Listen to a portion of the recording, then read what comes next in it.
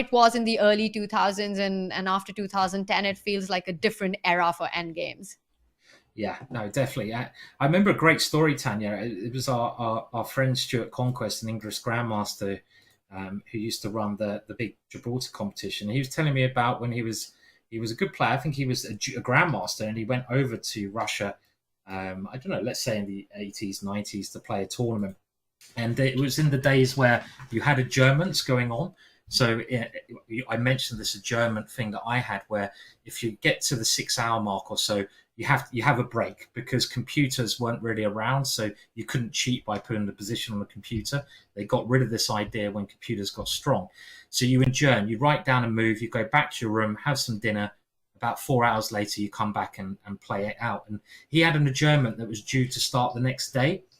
And he put the position on the board in his room, and he was there. He wasn't sure what to play, and the cleaner came in the room. The cleaner was a rather old Russian lady, and he was still trying to work out this rook and pawn ending. And the cleaner looked at the position, and she just went, she just moved the piece on the board, went back to cleaning again, and then Stuart was like looking. He's like, oh.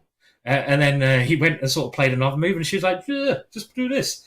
And basically, this cleaner just found the right move for Stuart, just looking at the board once. It looks like this is going to end in a draw very quickly, but that goes along the sort of same wavelength of every Russian kid who had a chess education.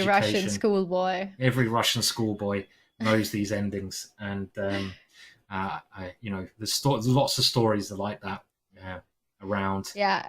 And I think what has changed is that now it's all across the world. I think all the youngsters, they do learn the Dvoretsky manuals. They do study these technical endgames, which also need a lot of repetition. The thing with rook pawn endings is that you can study them once, and then you need to keep repeating that. You need to keep relearning it, because it's so easy to mess up over the board. And you always come in these situations where there's one accurate move which defends the game and one move which kind of messes everything up. So you have to know those precise moments. It's always harder than what it appears, but Pragg has studied it all. He confidently continues to play fast. He will move the king again to the shut side. Fabi continues to try from shuffling around the rook, one side of the board, then to the other. But I don't think it's a real try. I think Fabi knows it as well, that Pragg is up to the task. Yeah, and he is trying this idea, though, that we mentioned, that now Black has to find a move, and the White King is trying to get to e7. So if Black was a little bit slack, if he came to the center, checkmate. If he decided to move his king now to, that's not going to happen, but, if he tried to go to g7, which should, again, be a slight mistake, well, all of a sudden White's winning because the White King gets in. So you have to rely on moving your rook in this position. Nearly any rook move probably draws here, as long as you don't take that pawn or something. Most rook moves draw. Which one did he go for? He went for rook e1.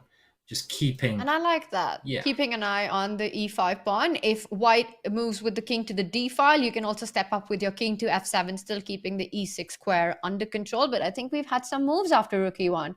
He goes in with a check. King goes on to g7. And we've seen this kind of position before already, haven't we, Tanya? And now you can go king f7. King f7 is maybe the only way to draw. This is probably the only drawing move. I think so. Because if you check now, again, the king suddenly gets here, right?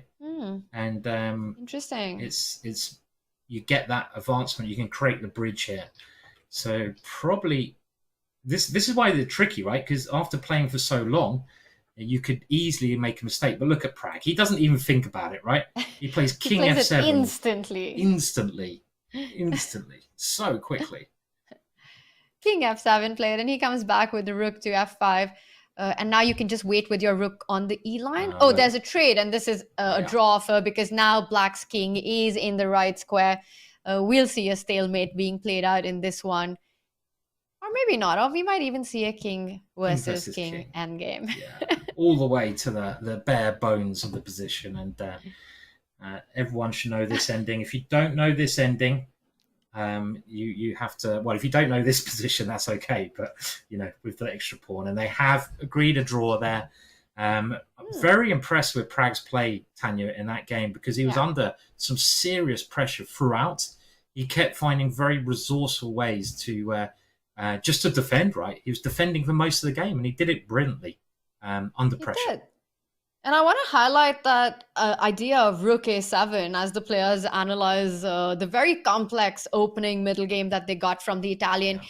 Rook A7 was a move that we couldn't understand, but a few moves into the game, Pragg showed what the concept was of trading off the queens to neutralize the pressure and then going on to hold the rook pawn ending so confidently, down a pawn, but knowing his Dvoretsky manual, and with that, Pragg with the black pieces holds Fabiano Caruana. On paper, Fabi is a favorite in this match, Simon, but I feel if the match was to go into tie breaks, if it was to go into speed chess, the odds might reduce for Fabi there.